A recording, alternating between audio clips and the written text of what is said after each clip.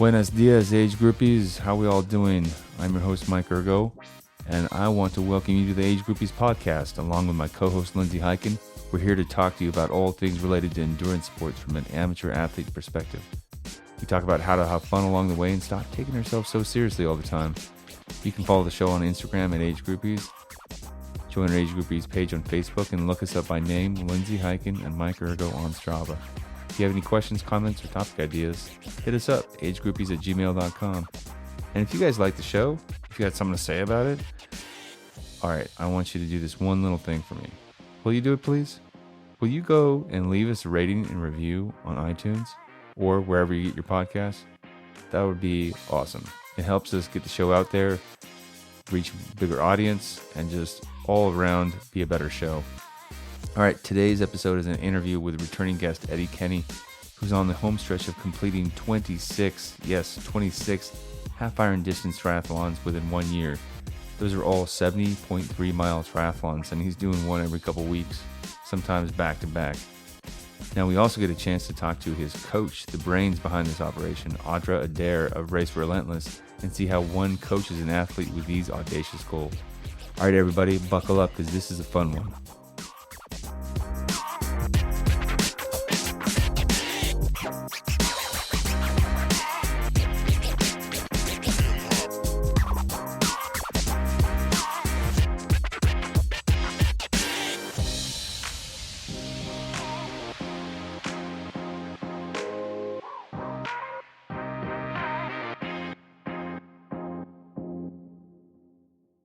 Audra, Hey. We got you. How are you? I'm doing well. Sorry for the confusion this morning. I just got a call like 15, 20 minutes ago from an admiral, and so I'm driving into NAS to give a brief. So I'm like, holy crap balls, here we go. Yeah. So we're good. We're good. That takes precedence. You talking to an admiral, so Oh. wow. Bullshit, that doesn't take precedence. I'm an athlete. No. Precedence. Ed is far more important than any admiral. No matter how many stars, Ed is far more important. That's right. Oh, We're good. that's awesome.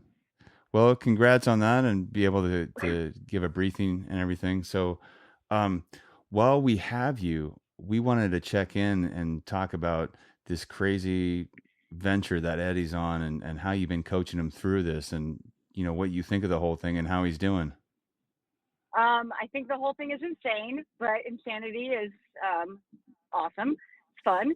So we're good. When he approached me to ask me to coach him through this journey, I was more than excited because it posed a challenge that we don't really get an opportunity to deal with as coaches, right? Like nobody's like, I'm going to race a half Ironman every other weekend. Can you make this happen without me getting hurt? Right? You know, that just doesn't happen. Right? So, he came to me and he was like, hey, you know, you have this background in physiology. I know this is kind of what you do for the Navy. So like, can you get me through this without breaking me? And I was like, I don't know, but we can try our best.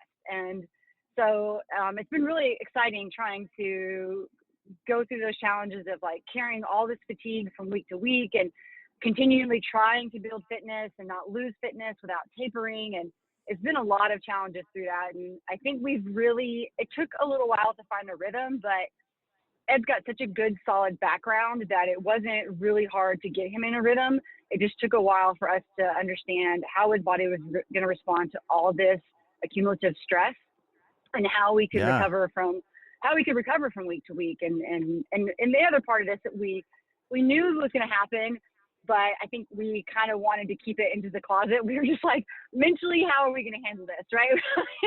You know, we think about body so much, right? You know, I hear Ed giggling in the background. We think about the physical so much, right?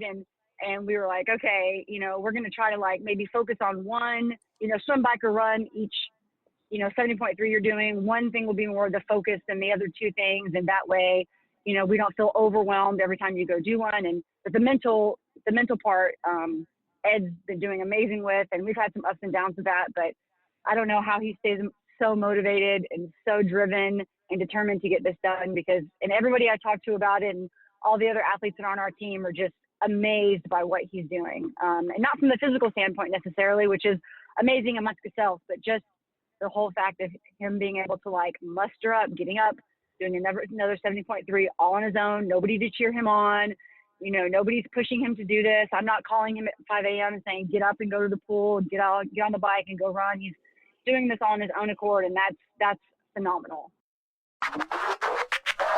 Mike here. I want to talk to you about UCAN Superstarch. UCAN is what I consume on the race course and for long or intense training sessions. Now, it's different than any sports nutrition out there because they use superstarch. Superstarch is a complex carbohydrate that doesn't spike blood sugar, delivering a slow and steady release of glucose into the bloodstream. Stable blood sugar provides steady energy to both the muscles and the brain and controls cravings caused by blood sugar lows. I recently used this to complete the Pandemic Man 70.3 using only UCAN, and let me tell you guys, I was surprised by how well it worked, pleasantly surprised. I didn't need to use any gels, anything, just UCAN. And I felt great. I didn't feel bloated, didn't feel hungry, didn't have any of those intense cravings I get on the race course a lot. So I want you to try it out too. Learn about why you should fuel the pursuit with UCAN and save 10% on all your orders by using the link in the show notes or entering the promo code UCANInspireMe at checkout. That's UCANINSPIREME at checkout. Thanks. Yeah, no cowbells, no clapping, and he's totally he's found his why. It's like it definitely points to someone who's really connected with their why. Well, I want to back up a second and just introduce you to our audience. We did a little bit earlier in our introduction, but Audra Adair, Navy physiologist and owner and coach of Race Relentless. Some might say that you're a bit insane for all the things you've been taking on and how fast you are, but we'll get to that in another episode when we have you back here to focus on you. But Eddie tells me that you guys met in not the typical way that a coach and an athlete meet each other. Yeah, no, we didn't. It's not really often that your athlete tries to pick you up at a bar, is it? I'm just kidding.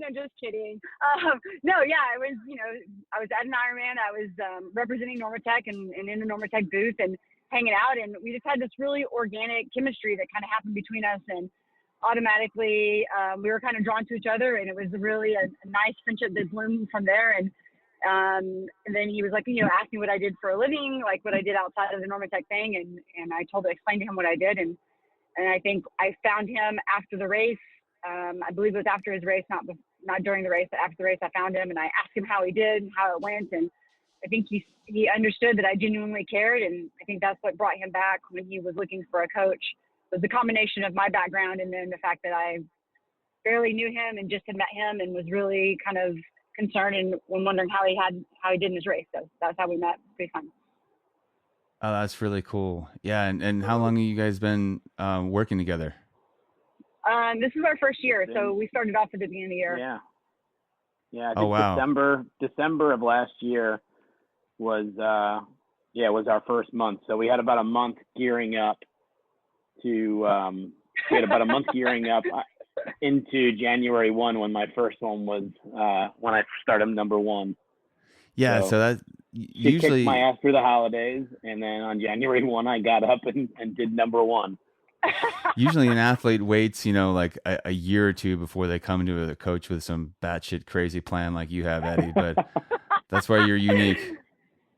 Well, I had tried, I had linked up with another coach prior to this, and I felt like I needed, I needed structure, and, Audra being, exposed as a GF civilian with the Navy, she's obviously around that kind of mentality and structure, and Mike, of course, your background in the Marines, and me with mine. I felt like I needed, that structure. So my first coach, it just not a bad thing, but just wasn't. It just didn't gel. Didn't gel. So yeah. Kind of coming out of that, I remembered, Audra from at that point.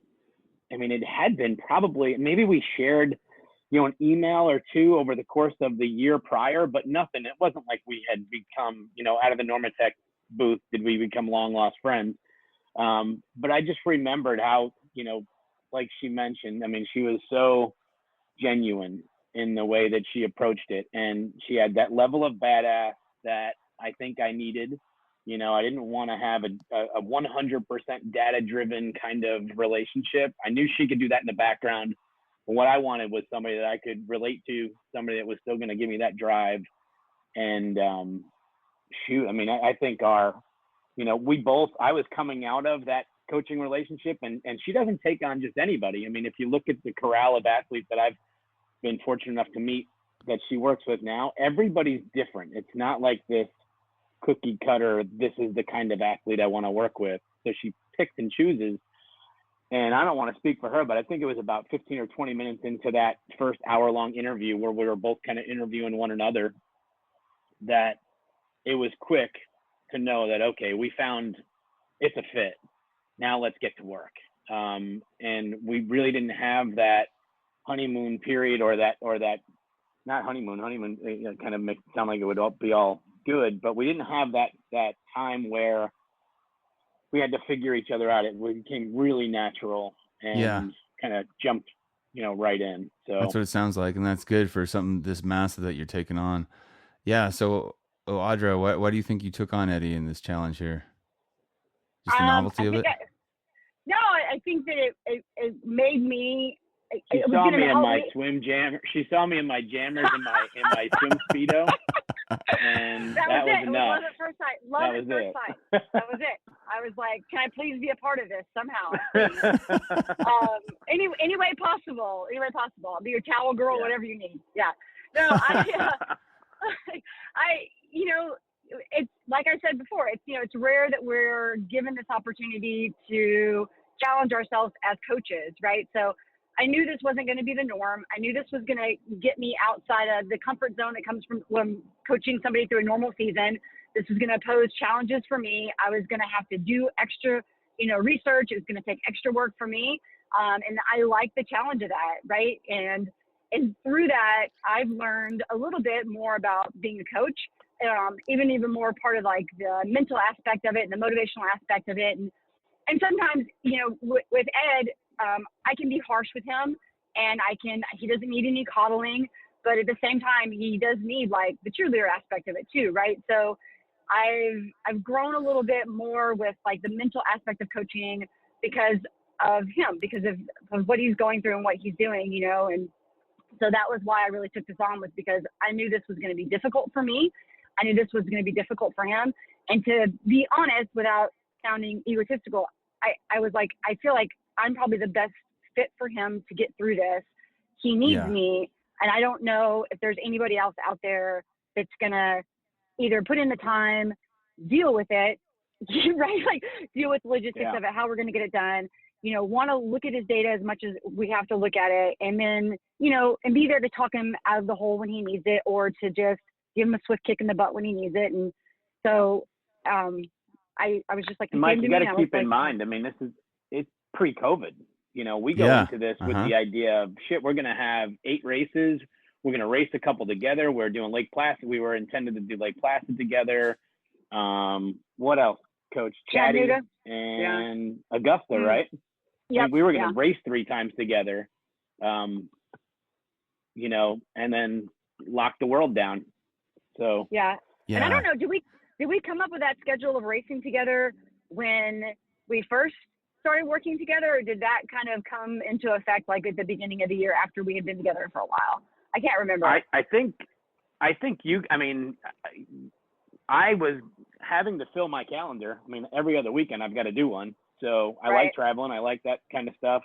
And I think you saw the races that I was doing, and you're like, well, shit, you wanted a race too to qualify for Kona. So you knew you were trying to, do your thing.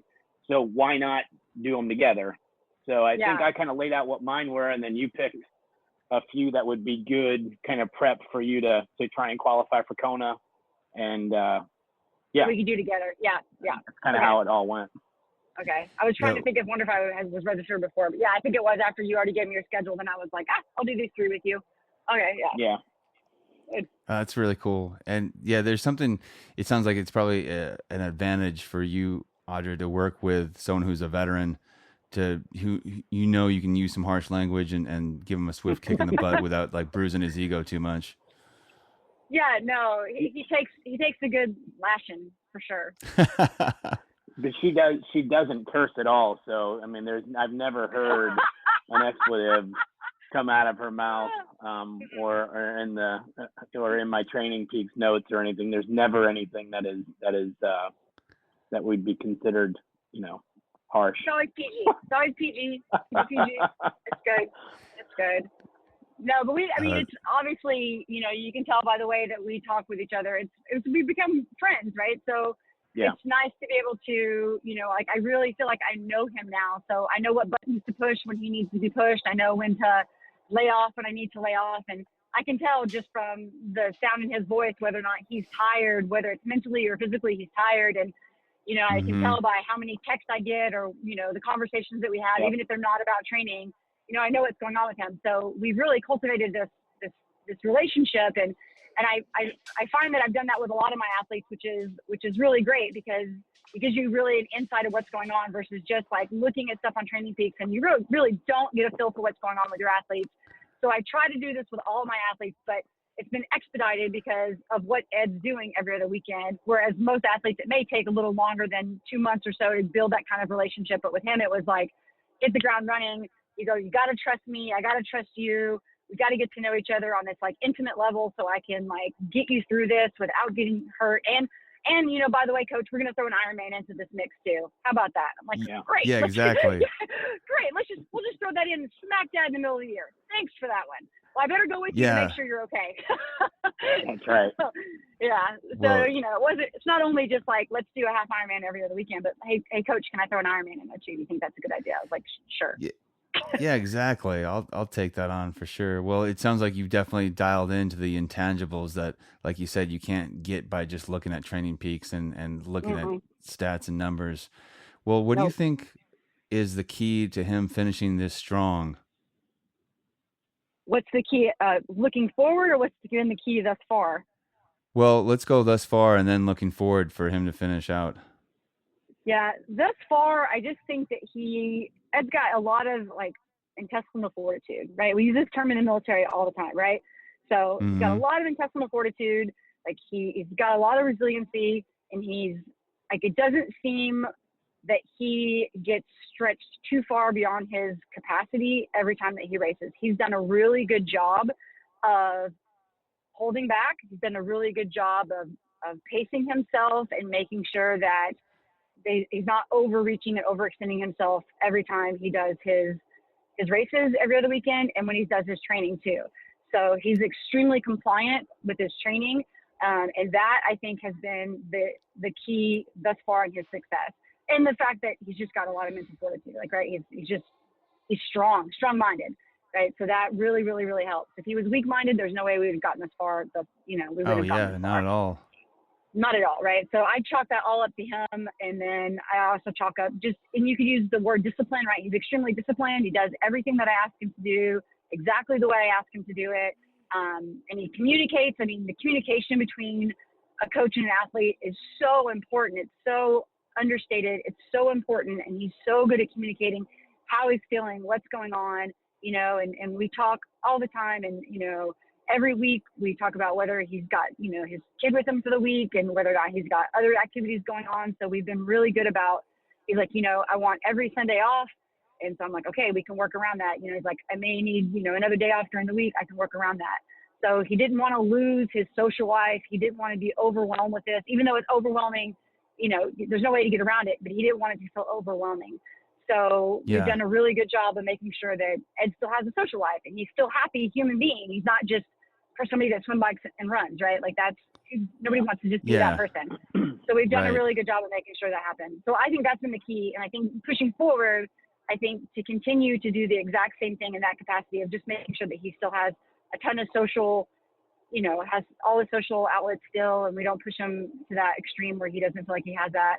I think that will be the key moving forward. And now I think really it's even building in more rest with his training throughout the end of the year so that he doesn't get burnt out per se and overextends himself. I think that will be the key, is even more rest and taking the weekends as really hard training. And then like the weeks are just things that we just kind of like, we're just going to get out and do a little movement. We're going to do a little swim bike run, but nothing crazy structured so your mind can, be free a little bit. You can enjoy what you're doing. It doesn't have to be like, hit those numbers. If you don't hit those numbers, you didn't succeed for today. That's too much stress. Go hit the pool, do this. If this is fun, great. Go for a little jog. If that feels good, great. Do this bike ride. If you hit some numbers, great. If you don't, it doesn't really matter. So I think that's where the key is going to lie for the rest of the year. I like that. And what I really like and have enjoyed with the show is just hearing the dynamic between athlete and coach, of a pair that really gels together. It's been really cool. Yeah. So before we wind this all down, Eddie, what's been your favorite race so far, or your favorite aspect of this whole thing? So I just wrapped up number 21 on Saturday, and there are some highlights for sure. I mean, and they've been little things. They've been like, it wasn't that long ago. I was turning the corner at like mile 6 or 7 on my run, maybe number 17 or 18. And I turned the corner, and my buddy Jeff is sitting there with his mountain bike and his coffee. And he's like, "Hey, want me to ride with you the last 5 miles?" I was like, I mean, things That's like, awesome. like little things like Yeah. that happen. There's been some great big highlights. I mean, I did take a trip down to Florida and race, and did one in Audra's hometown.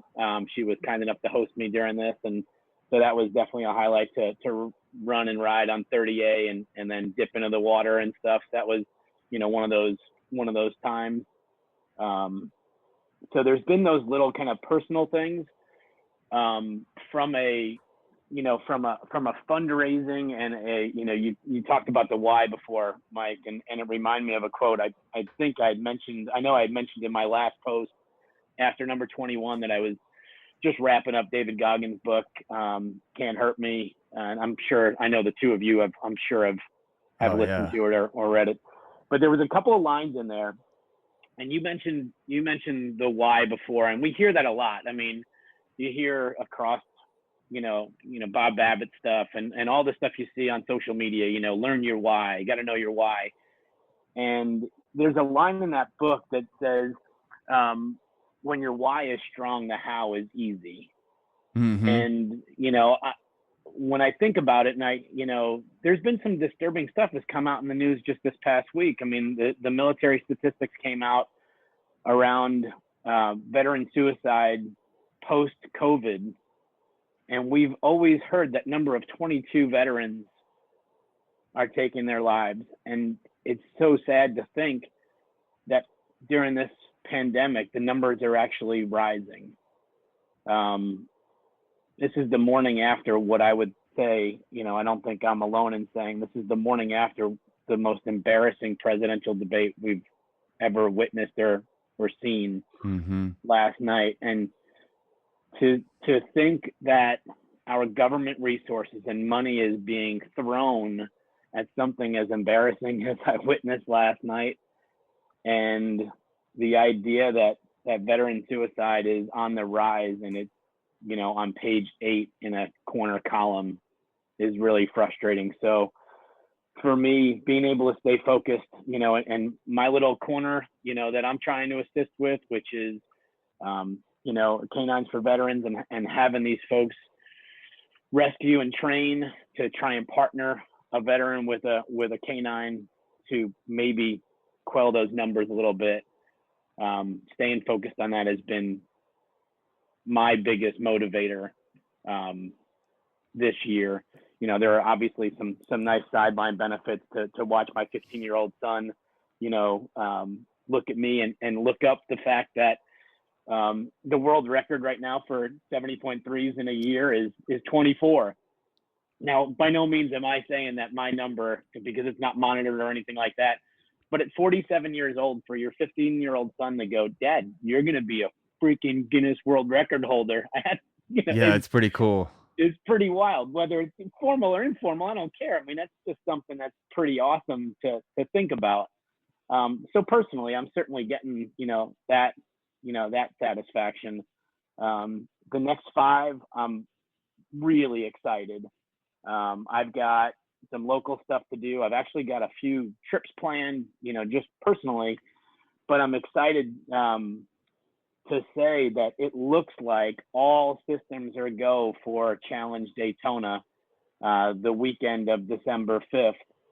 And as timing lines up, I'll get to do one race this year where I'll actually cross a formal finish line, and it will be number 26 down at Challenge Daytona, where the PTO is putting $1 million purse out for the professional athletes. Yep. There's a huge age group operation going on. I know I already sent you a message trying to get you to come from the West Coast over to Daytona to come join me.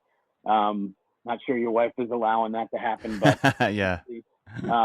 But so as I look kind of into the next few months to wrap this up, it's really exciting to have that as a potential finish to this 26 and 52 challenge.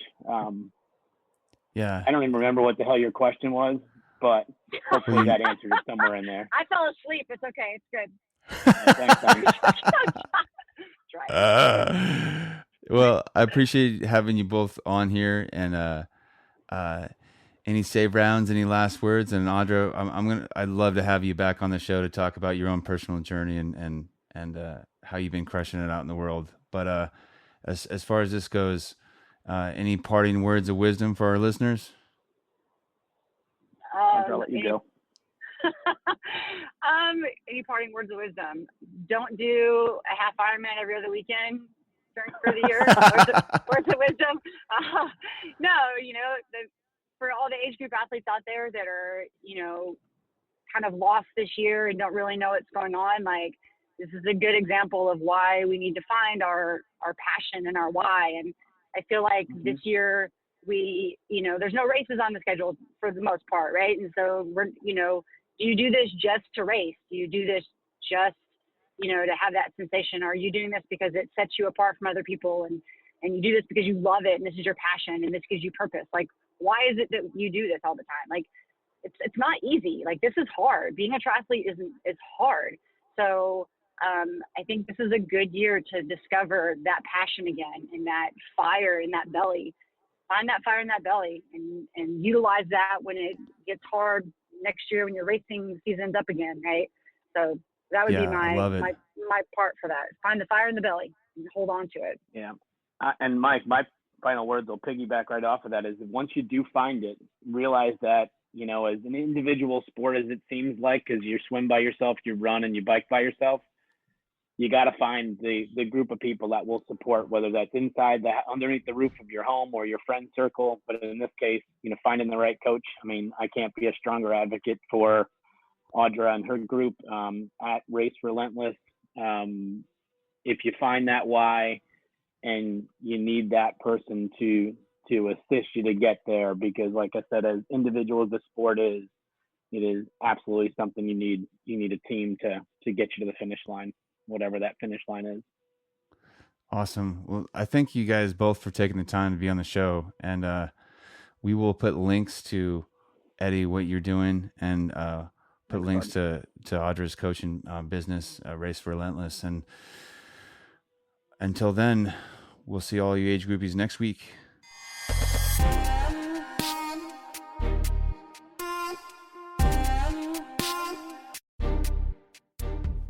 Alrighty, that concludes today's episode of the Age Groupies Podcast with me, Lindsay Hiken, and my co-host, Mike Ergo. We really hope you enjoyed it. You can follow the show on Instagram at Age Groupies, join our Age Groupies page on Facebook, and look us up by name, Lindsay Hiken and Mike Ergo on Strava. If you have questions, comments, or topic ideas, feel free to email us at agegroupies@gmail.com. If you enjoy the show, please leave a rating and review on iTunes or wherever you get your podcast, as this really helps us get more exposure while we try to grow this little venture. And of course, if you have friends you think might like the show, please be sure to share it with them. But for now, thanks for listening, and we will talk to you next week.